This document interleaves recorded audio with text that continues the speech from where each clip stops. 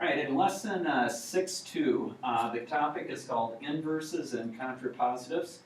And we've had a little bit with this back in chapter 2, I believe. So part of this is review, but there's also some new parts of this also. Let's first of all take a look at what are inverses and contrapositives.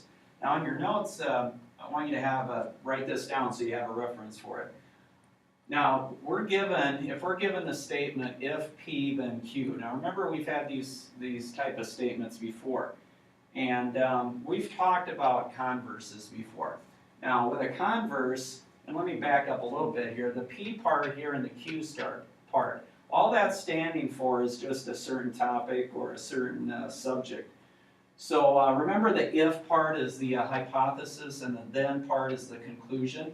Well, if we take the converse of this, we're going to switch the conclusion and the hypothesis around. So it become if Q, then P. We'll go through some examples with that. So what we've had before is that with a converse, you just simply switch the hypothesis and conclusion around. Now for the inverse, we actually keep the statement as it is. So P and Q are still in that order, but we take what we call the negation, or the opposite of P. So if not P, then not Q. And again, we're just going through definitions, and we'll go through some examples with this here in a little bit.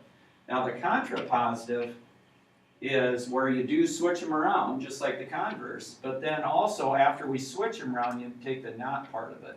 All right, so if not Q, then not P. So you can see certain patterns with these. I mean, if you want to relate these two together, they are kind of related because the P and the Q are in the same order, but with the inverse, then you take the not part of it. Converse and contrapositive are somewhat similar in that you switch the conclusion and the hypothesis, but for the contrapositive, you take the not part of it. All right, let's go through an example here. Right, if we're given this statement, say our conditional statement is, if it is snowing, then the game will be canceled. So I'm going to underline the hypothesis. So if it's snowing, the then part is the conclusion. The game will be canceled. All right? So for the converse, we just simply switch these around.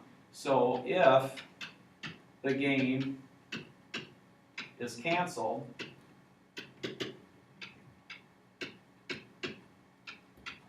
then it is snowing.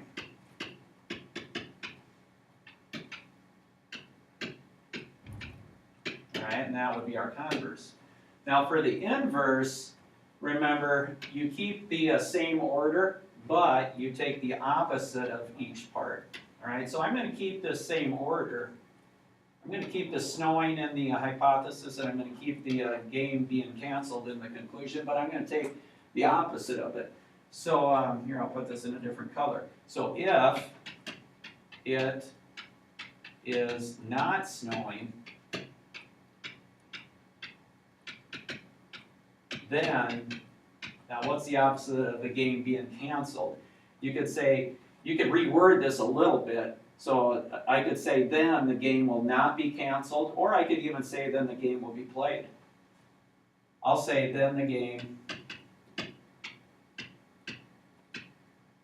will not be canceled.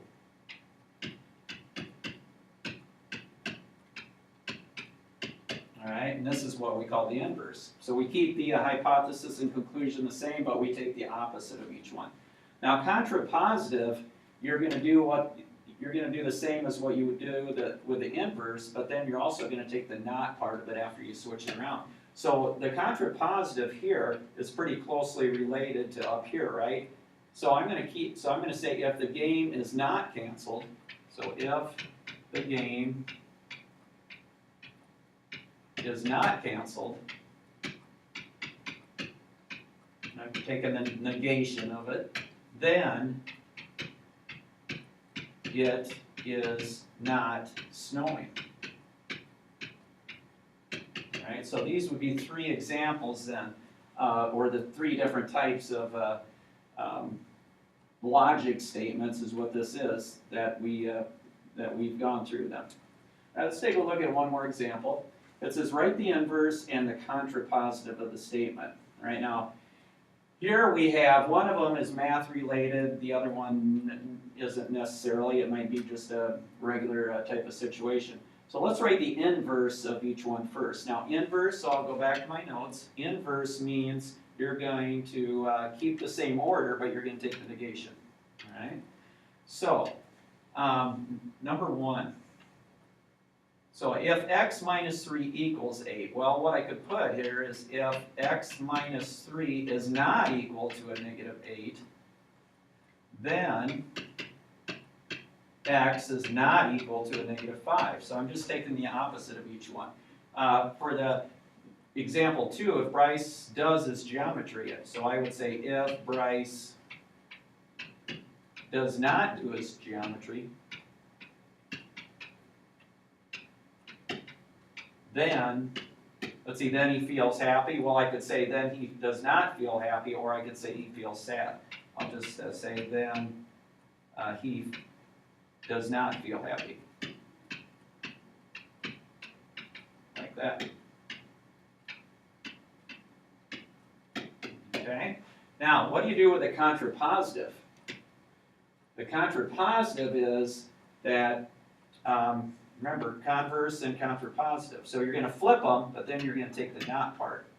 So we're going to flip them, and then take the not part. So if x is not equal to a negative 5, then x minus 3 is not equal to a negative 8. So we flipped them, we took the converse, then we took the negation of it. What would it be for the second example? If Bryce does not feel happy,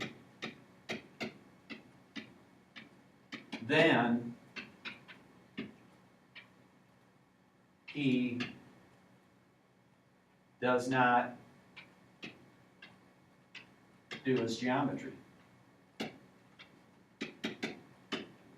And again, there's different ways to word that a little bit just so that it means more or less the same thing. All right, so this topic here with chapter 6 then is using inverses and contrapositives.